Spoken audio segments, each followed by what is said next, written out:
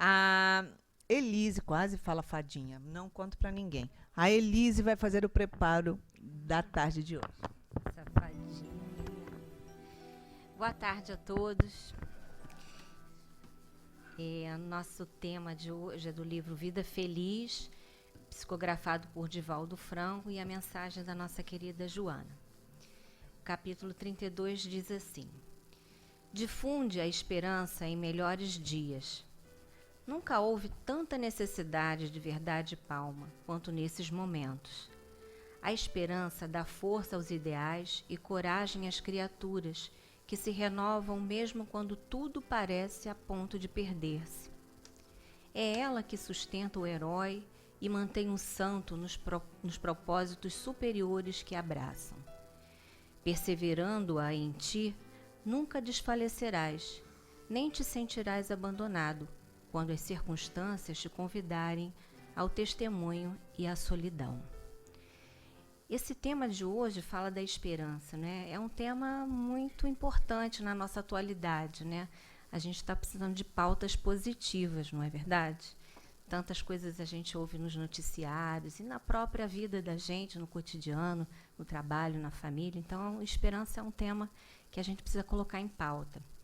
Porque a esperança, ela revigora forças, ela nos impulsiona para novas possibilidades, ela nos encoraja a enfrentar os desafios e as dificuldades da caminhada. E onde é que a gente encontra essa tal de esperança? Certamente ela não está do lado de fora de coisa alguma, né? Ela está dentro de nós. É como a fé e a coragem, que a gente precisa buscar dentro da gente. E assim como os sentimentos, eles precisam também ser cultivados. E como é que a gente cultiva? Tem receita para isso?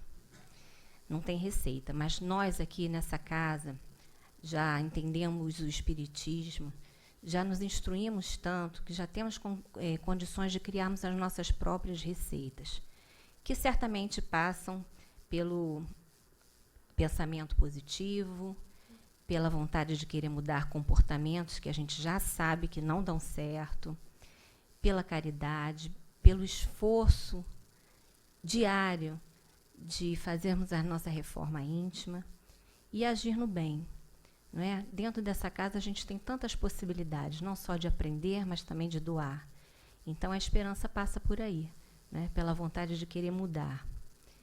E a esperança, ela é nossa companheira, só que às vezes a gente esquece ela de lado, não segura em sua mão, né? Ela é uma companheira fiel da nossa jornada. Mas a gente, por às vezes esquecer, acaba caindo em tristeza, em sofrimento. Mas como ela é uma boa amiga, ela está sempre pronta a nos ajudar e segurar nas nossas mãos. Então é preciso que a gente acenda a vontade de segurar em suas mãos e caminharmos em frente. Boa palestra a todos.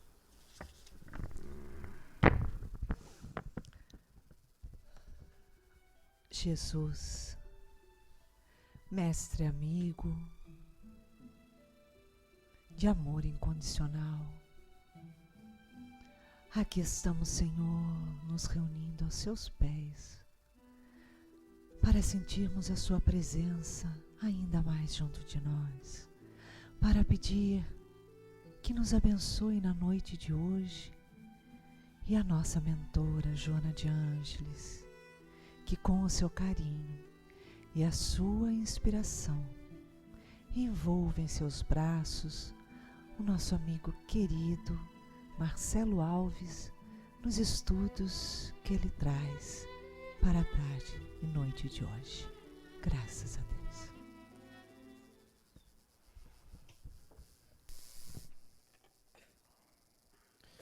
Bom, meus amigos, muito boa tarde. Que Jesus nos abençoe, que nós possamos estar em paz, todos reunidos, em nome dos nossos guias, amigos favoráveis, que nos amam, nos acompanham e que se encontram junto a essa pleiade de espíritos a fortalecer os nossos propósitos, que são propósitos que nós estabelecemos para que tenhamos felicidade. A doutrina espírita em nossas vidas é justamente o véu que nós retiramos e podemos enxergar com mais clareza as nossas reais necessidades. O que a gente precisa? Não é? Será que a gente já sabe do que precisa? Será que a gente anda pensando justamente o que de fato faz falta na nossa existência? O que a gente tem buscado e que não tem trazido para nós uma felicidade? Ou melhor, onde está a felicidade? São questionamentos que em toda a doutrina nós vamos fazer, sim. Porque é o amadurecimento do espírito. É a fase, é o momento que nós estamos levantando a nossa cabeça e abrindo o nosso coração, porque nós desejamos ser felizes. Hoje, com mais propriedade, mais clareza do que isso representa para a gente, porque nos vimos, de repente, como espíritos. Não mais como seres castigados ou privilegiados. Nos vemos como criaturas de Deus, criados num dado momento, todos iguais, simples e ignorantes, e com a mesma proposta, a proposta de ser perfeito, de nos tornarmos puros. E isso há bem pouco tempo que a gente está sabendo dessa história, não é? Com essa clareza, com essa verdade, com essa limpidez, tem bem pouco tempo. A casa espírita ela é o atrativo que nós encontramos para sentar e meditar sobre isso. Porque os temas que o Evangelho apresenta para a gente, nem sempre, para não dizer todos, nem sempre foram temas que nós buscamos enxergar com clareza. Por quê? Quase sempre, pelas doutrinas passadas, nós nos escondíamos por detrás de algumas encenações, de algumas fantasias. E isso não nos trouxe felicidade. Então o Evangelho, segundo o Espiritismo, ele nos fala com clareza, que nada mais são do que as palavras ditas por Jesus. Então nós estamos aqui na Casa Espírita estudando o que Jesus veio trazer para nós. Na figura do Livro dos Espíritos, do Livro dos Médiuns, da Gênese, do Céu e Inferno, do Obras Póstumas, do que é o Espiritismo, mas todos esses relatos, toda essa informação, eles só vão ter sentido de fato se nós entendermos esse lado moral de tudo isso. De que nos adianta saber que somos espíritos, que reencarnamos, que temos várias casas planetárias, que não somos os únicos no universo, que podemos, depois da morte, nos comunicar. Que diferença isso vai fazer se a gente não utilizar para a transformação do bem? Por isso o lema principal do Espiritismo. Fora da caridade não existe salvação. Eu quero me salvar. Eu quero não sofrer. Qual o caminho? A caridade. Então, é preciso em tudo nós descobrirmos o fundo moral que isso representa para a gente. Incorporar, ouvir espírito, ver, ouvir, ter essa relação com o mundo invisível, só tem serventia se de fato consolar, trouxer esperança e nos abrir o caminho para lutarmos para sermos felizes. Essa é a doutrina espírita.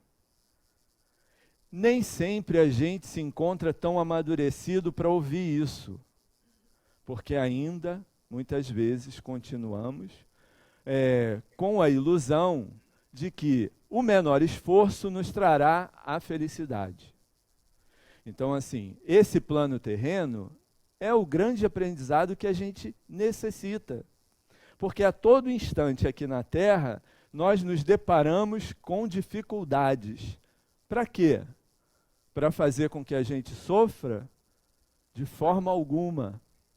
Para fazer com que nós amadureçamos. Para que nós cresçamos. Para que a gente dê o primeiro passo, certos de que estamos andando na direção certa. O tema de hoje fala da porta estreita. O que é a porta estreita na verdade? Esse capítulo que fala de muitos os chamados e poucos os escolhidos, não nos diz senão sobre isso daqui: adesão, compromisso e mudança. Muitos os chamados, poucos os escolhidos, quer dizer para nós compromisso, mudança e adesão. Eu estou preparado para aderir a esse plano, no qual eu estou compromissado. Quem disse que eu assinei esse compromisso? Eu estou reencarnado. Pelo fato de nós estarmos mergulhados, porque somos espíritos, não é? Pelo fato de estarmos mergulhados num corpo material, é sinal de que nós nos compromissamos com Deus. De fazer o quê? De descobrir qual a parte que nos cabe nessa obra da criação. Então, Deus não nos faz de marionetes, de forma alguma. Deus nos possibilitou com apetrechos fundamentais para que nós transcorrêssemos nessa vida de lágrimas, de dores, de sofrimentos, enxergando a esperança, a felicidade, a bondade. Deu-nos a ferramenta primordial: praticar a caridade. É isso que a gente está aprendendo. Então, quando a gente ouve falar da porta estreita, dentro do contexto de ter sido chamado e muitas vezes não ter dado ouvido,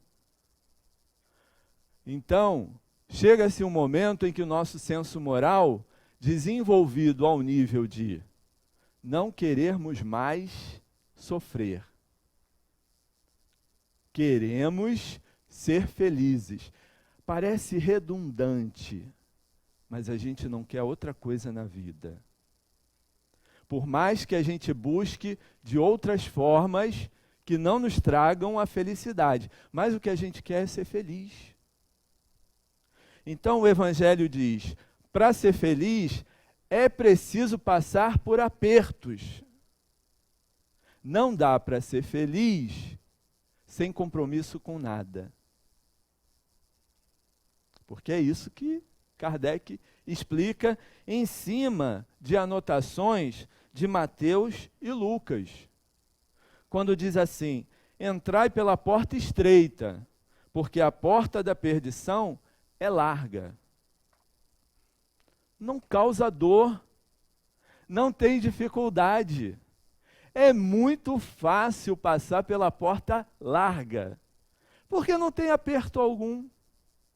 Não tem impedimento algum. Todos nós, e isso a gente já experimentou, por isso que a gente está aqui, todos nós, se optarmos pela falta de responsabilidade, a gente vai que vai. É ou não é?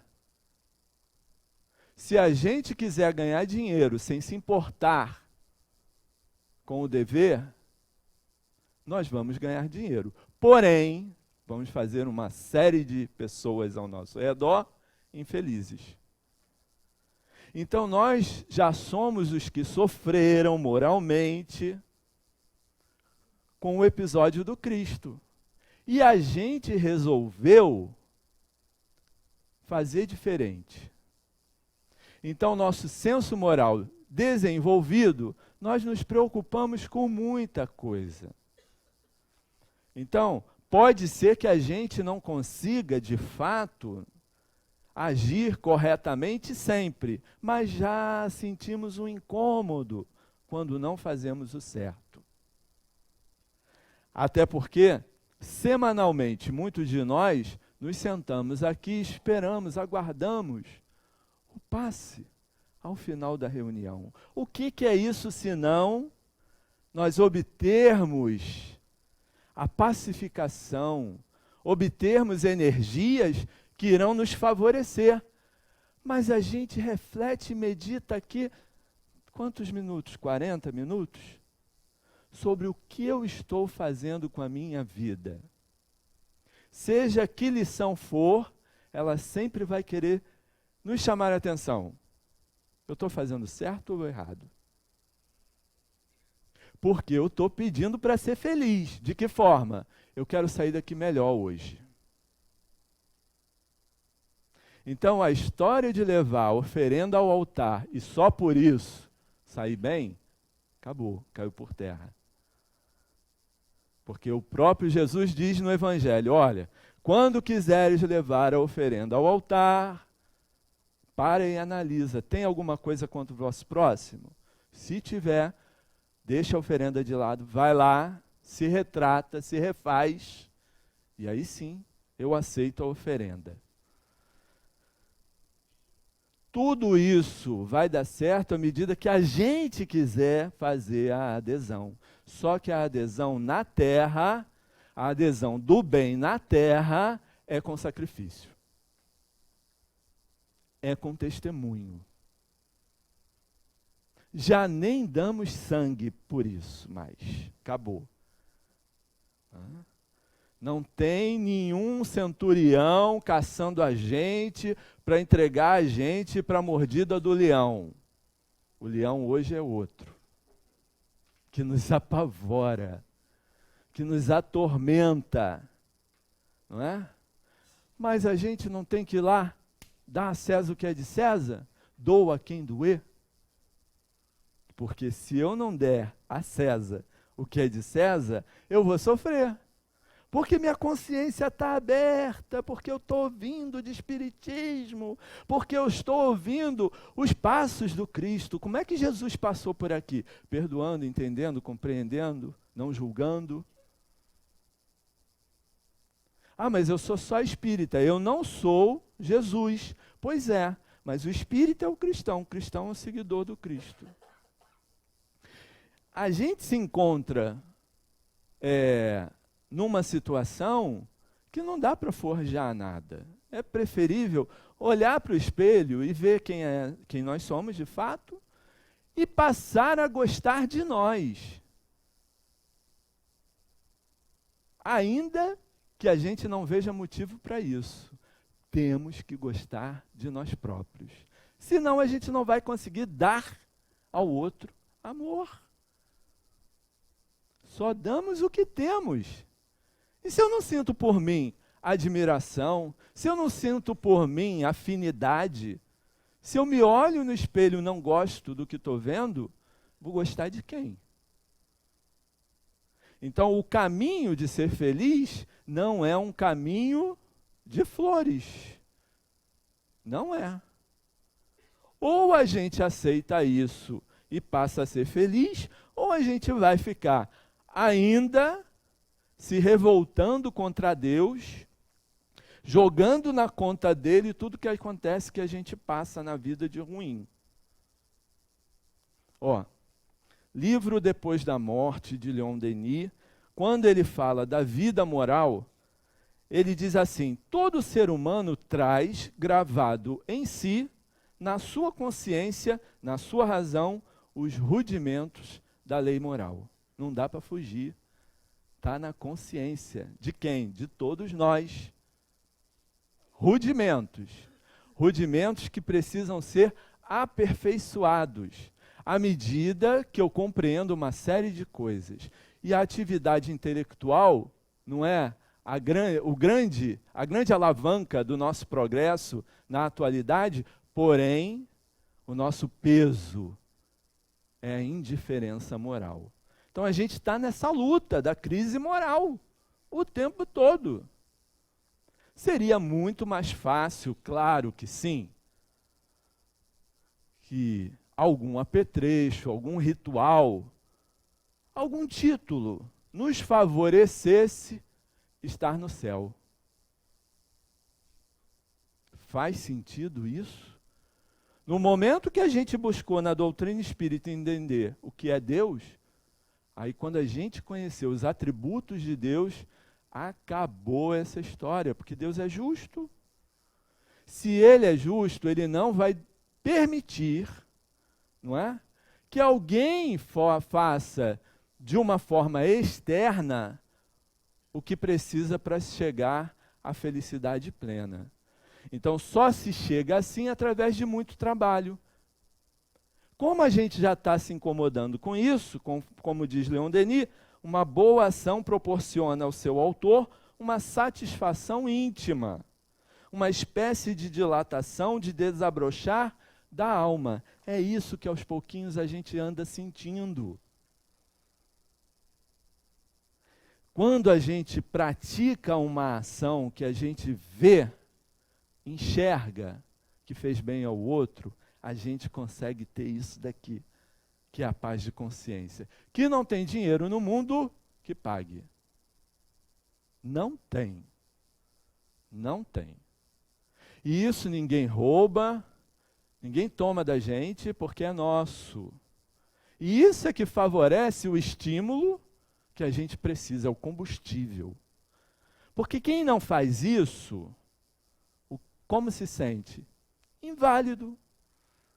Não produzo. Não tenho satisfação. Qual é a satisfação de fato? É ajudar o meu semelhante. Com toda a dificuldade, quando eu consigo fazer isso, aí eu enxergo. E eu só faço isso quando eu entro numa crise moral. O que é certo, o que é errado. O que eu preciso? Eu quero ser feliz, mas para ser feliz eu tenho o quê? Então deixa eu fazer. As oportunidades vão aparecendo. E aí ele diz assim, é por isso que as religiões colocavam na vida futura, nas penas e recompensas que nos reserva, a sanção capital, a execução fundamental dos nossos atos. Se jogava tudo para depois. Agora é imediato. A lei de causa e efeito é uma lei implacável. Nós fazemos e obtemos o retorno, quer queiramos ou não. Esse retorno vai ser bom se bem a gente fizer. Não é simples? É simples. Mas a gente complica porque a gente tem dificuldade de aceitar. Então, quando eles nos dizem, não é, que a porta da perdição é larga, porque as más paixões são numerosas. E porque é maior o número dos que frequentam o caminho do mal. É muito mais fácil aderir ao mal, porque você não encontra barreira. Você quer falar mal de alguém, junta um grupinho, olha a adesão. Experimenta quebrar isso. Num grupo de 5, você é o único que vai falar bem do acusado. Segura a onda, porque aí a gente já sabe o que acontece. O dardo mental tem que ser forte, corajoso, para enfrentar o que vem. Se eu não sou forte e corajoso, o que eu faço? Me junto à massa.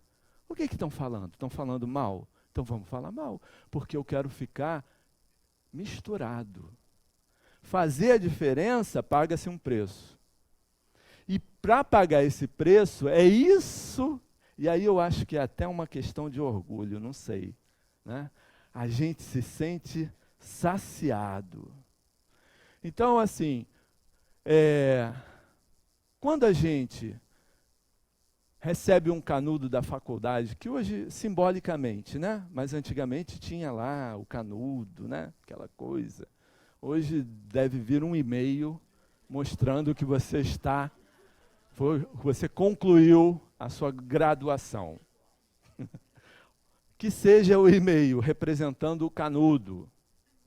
Se você estudou de fato, se você perdeu noite de sono, se você trabalhou, se esforçou, se você pagou a sua faculdade, não é? Ou se não pagou a faculdade, mas valorizou aquela oportunidade, que satisfação na colação de grau.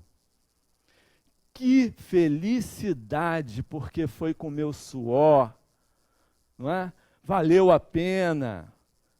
Como foi bom. Hoje eu vejo isso. Perder a noite de sono, não sair sábado, não é? Esquecer balada, tudo. Em nome de quê? Eu tinha um projeto que eu me esforcei. Isso não dá um sabor maravilhoso? O que adianta estar formado porque comprou o canudo? Não é assim com os nossos filhos? Quando a gente dá tudo o que pede, estraga, quebra, joga fora, nem ligam. Mas quando você mostra o valor de cada coisa, cuida. Só que dá trabalho. Tudo isso que a gente está falando de correto, dá trabalho. Dá trabalho agir como um espírito imortal. É mais fácil o quê? Achar que você é nada. Que isso aqui é uma massa, que o cérebro material é que comanda tudo, que faz tudo, que pensa, raciocina, sente, que quando morre acaba. Isso é fácil. É fácil ter um caminhão de problema e ir lá e se matar. É fácil. O que é difícil? Encarar o problema. Se tornar corajoso. Ter coragem de enfrentar. Utilizar todas as ferramentas para se curar. Só se cura quem se esforça. Quem não se esforça, não se cura. Então, tudo isso que é benéfico, aqui na Terra a gente faz com muito esforço. Não tem outra saída. Então, quando eles falam assim,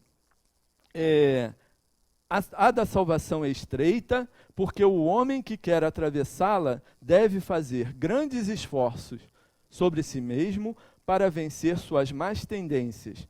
E poucos são os que a isso se submetem. Nós temos observado, infelizmente, uma massa, uma geração, uma massa de jovens que não raciocinam. Não raciocinam. Por quê? Porque estão distraídos com determinadas tecnologias. Então, isso tem o ônus e o bônus do progresso. Cabe a nós instrumentalizar de forma que eles saibam viver os seus problemas, administrar a sua vida. Por quê? Porque ninguém está querendo saber fazer isso, porque isso dá trabalho. Quando se planeja ter um filho, não é trabalho que a gente tem que ter? Olha que empreitada. Mas aí a gente se ilude achando que o bebê não vai chorar de madrugada, não vai ter cólica, não é? Que o seio não vai rachar, ou que a fralda não vai ser cara, não é? Que você não vai ter. Aí a gente se depara com uma coisa que não planejou. E nem pensou que daria trabalho. Mas quando o filho cresce, que a gente olha aquele meninão, né? Com um tamanho assim de ombro desse tamanho, 2 metros de altura. Aí você vê quanto mingau, quanto isso, quanto aquilo, né? Quanto leite você teve que comprar. Aquela menina linda, aquela pessoa inteligente, que você olha e tem orgulho de ter perdido noites de sono, de ter gastado bastante dinheiro, de ter trabalhado a mais, porque você se sente satisfeito. Deu trabalho, mas valeu a pena. É uma empreitada, não é? Então só corajoso faz isso. Quem não tem coragem, o que faz? joga fora, deixa de lado, não é? Então, a vida da gente está montada assim, e o Espiritismo está nos proporcionando abrir os olhos, destampar os ouvidos, para nós podermos caminhar com certezas, sabendo onde nós vamos. Senão vamos ficar, não sei se é o coelho da Alice, eu não sei quem é do desenho da Alice, né? Que vai lá, acho que é o coelho, apressado, e aí em um determinado momento você está indo para onde? Eu não sei. É o gato. Eu não sei. Então a gente vai ser o gato do desenho da Alice daqui a pouco. Não é? O que você está plantando para a sua vida de espírito? Não sei. Eu estou vivendo o roldão das coisas, a força mesma das coisas. Aonde a vida está me levando é para onde eu vou. A massa decide o meu futuro. Não é assim. Não pode ser assim. Senão a gente vai jogar na conta do outro os nossos sofrimentos. Então, Kardec diz que atravessar essa porta, que é de dificuldade, que é de sofrimento, mas que vai gerar para a gente felicidade, satisfação e crescimento, a gente acredita nisso? Vai doer, mas vai melhorar. Ou eu quero passar uma existência de 80, 90 anos, desculpa, só no sambalelê. Não é? Eu vou ser sarado de onde? Do corpo. Porque como espírito, eu não enfrento a dificuldade, porque eu vou ter que me deparar com alguma coisa estranha, nem que seja a idade chegando. O meu vigor não vai ser o mesmo. Como é que eu vou lidar com isso? É o fim. Não é o fim. Como espírito imortal, eu sei que não é. Não é? Eu vou renovar a minha carteira. Por quê? Porque esse corpo vai ficar aqui e eu vou ganhar um novinho em folha. Com as dobrinhas bonitinhas, não mais essas dobrinhas que eu não gosto, não é? Se nascer sem cabelo, eu sei que vai crescer. Não atualmente, que eu sei que não cresce. Vou poder me alimentar à vontade. Minha barriguinha vai ficar estufada e todo mundo vai achar lindo, diferente da atual. Se a gente começar a pensar assim, a velhice não é um peso. Não é? A morte de ninguém precisa ser para nós o fim. Porque nós vamos enxergar esperança. Em quê? Nessas coisas que eu estou sabendo aqui. Que o espírito é imortal, que reencarna, que tem um plano espiritual, que no plano espiritual eu vou reencontrar inúmeros afetos que eu fiz ao longo das minhas existências, porque eu tive muitas. Não nasci agora, nesse século, o século passado, retrasado. Eu nasci há muitos e muitos séculos atrás. Isso é conceito doutrinário. Se eu sei disso, eu vou mudando o meu ponto de vista. E aí, por que não passar por algumas dificuldades, se isso vai me deixar novinho em folha? É o esmeril, não é? Se a gente pega um bloco de mármore e ali vai talhando e sai uma obra-prima, por que a gente não acredita que isso esteja sendo feito conosco? Que nós já fomos um bloco de mármore, de pedra, sabão, sei lá o quê, e que já está se descortinando, já está aparecendo a obra-prima. Ainda está inacabada, mas está em processo de acabamento. Então, nós estamos nos vendo em situações que vão fazendo com que nós usemos esses conceitos do Livro dos Espíritos, do Livro dos Médiuns, do Evangelho, no nosso dia a dia. porque o senso moral foi desenvolvido, porque nós vivemos uma crise moral, porque nós esperamos ser felizes, porque nós encontramos na doutrina as respostas essenciais para a nossa vida de espíritos.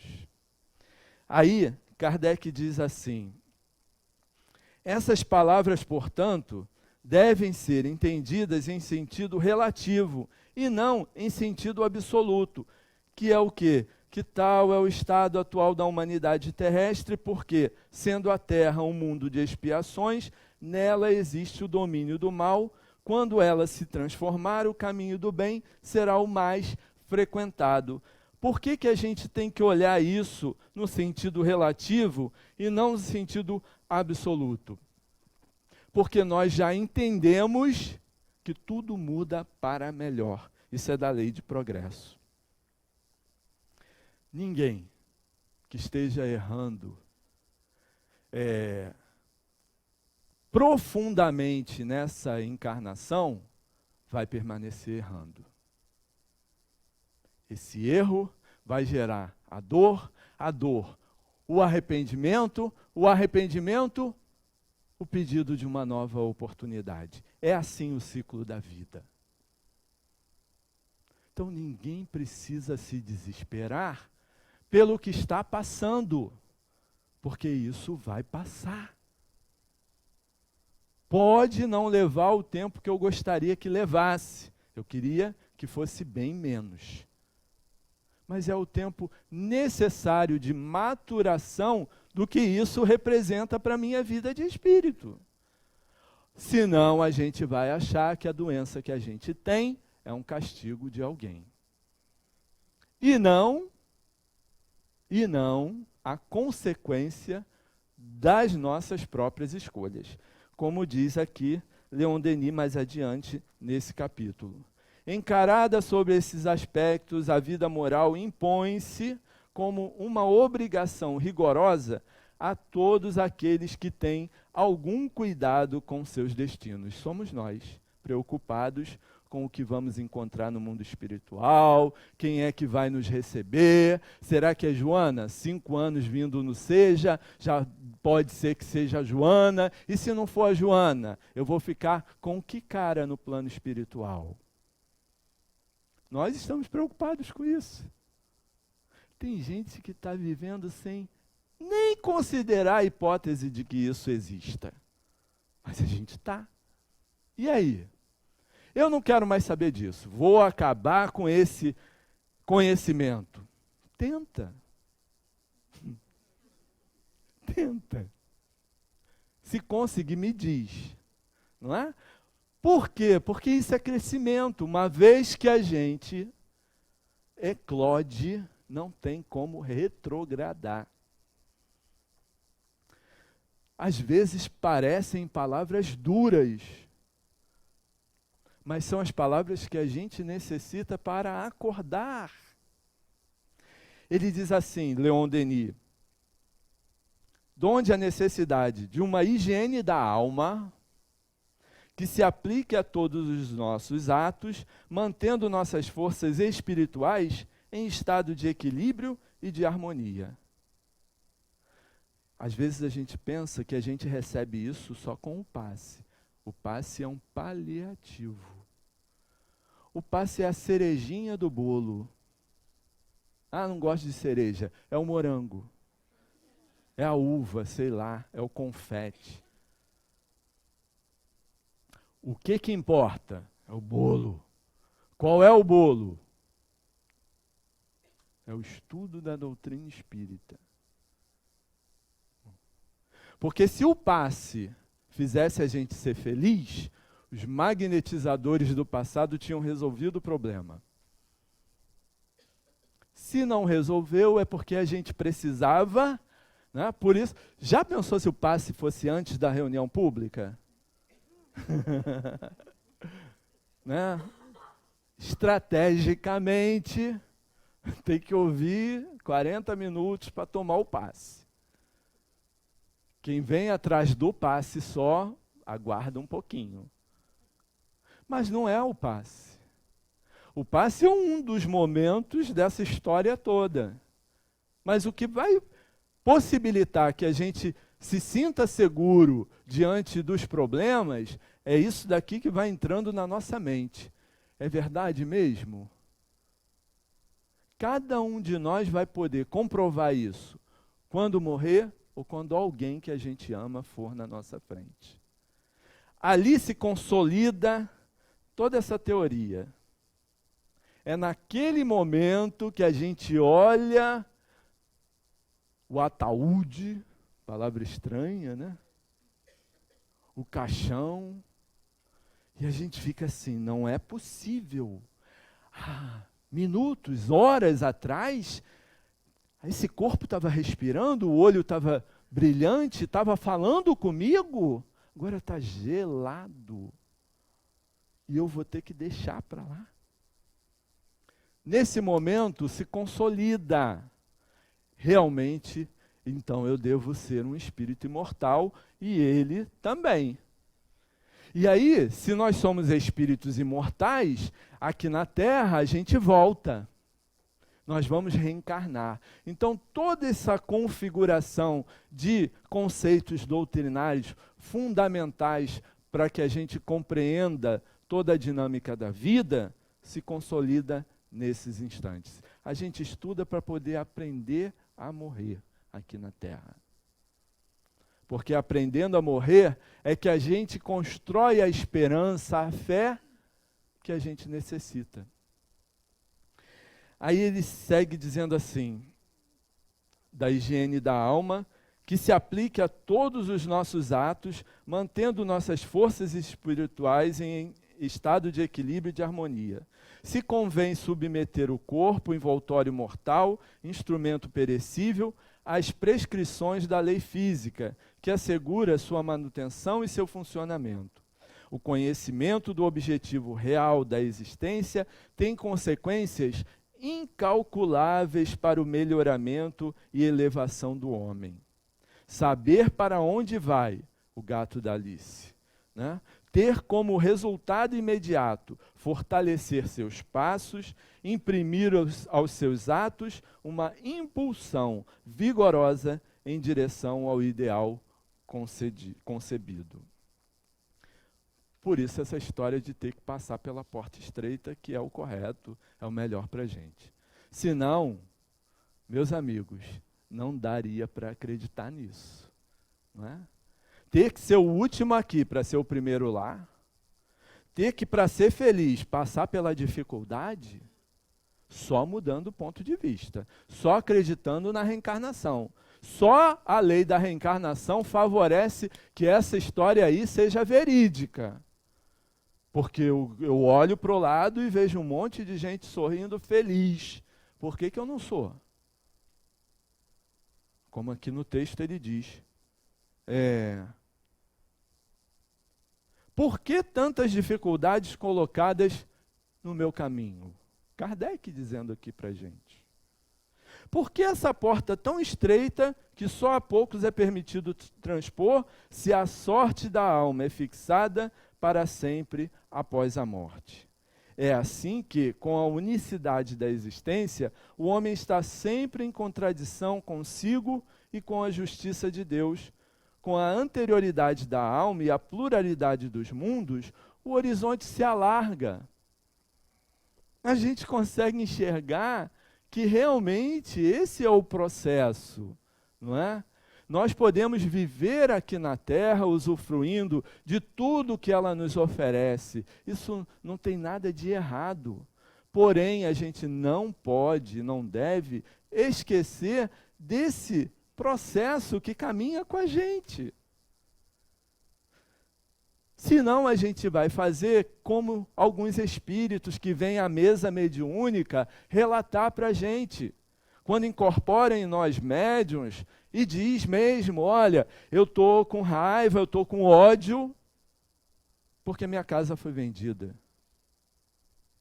Então assim, saiu daqui sem fazer essa reflexão, achou que a casa material era dele, está sofrendo no mundo espiritual por isso. Mas só por isso? É.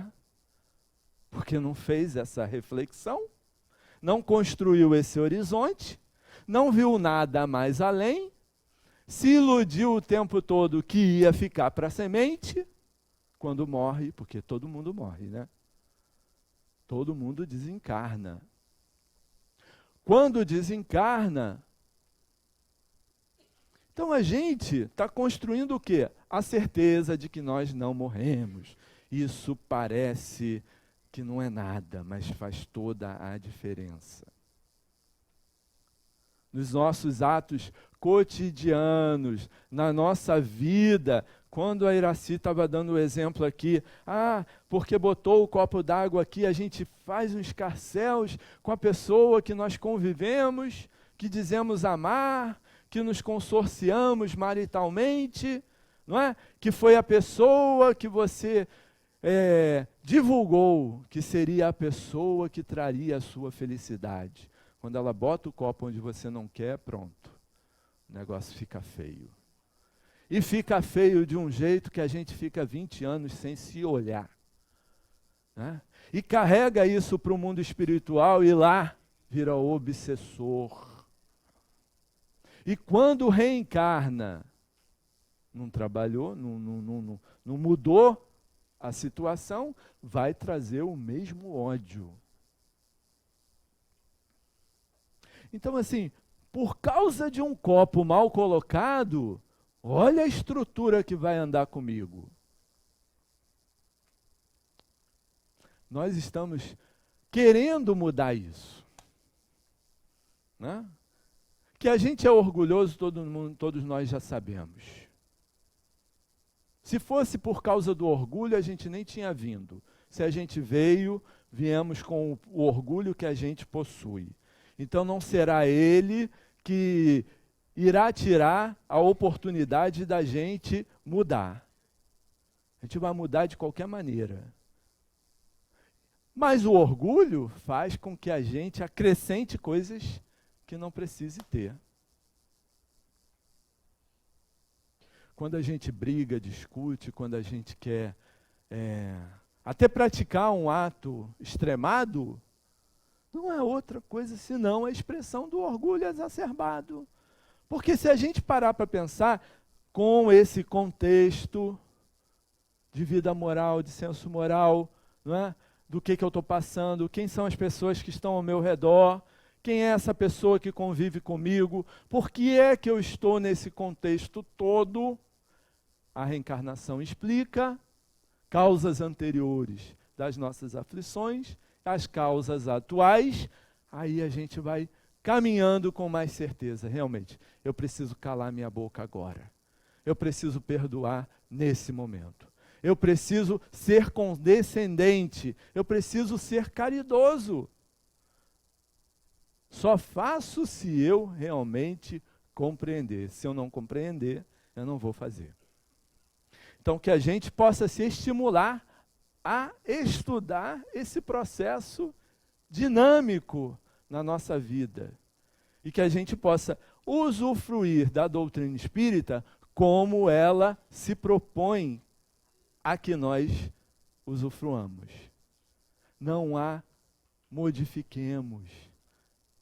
Que nós a utilizemos da forma correta, que é fazendo o processo dinâmico de fazer ao outro que gostaria que fosse feito a nós próprios. Que Jesus possa nos abençoar.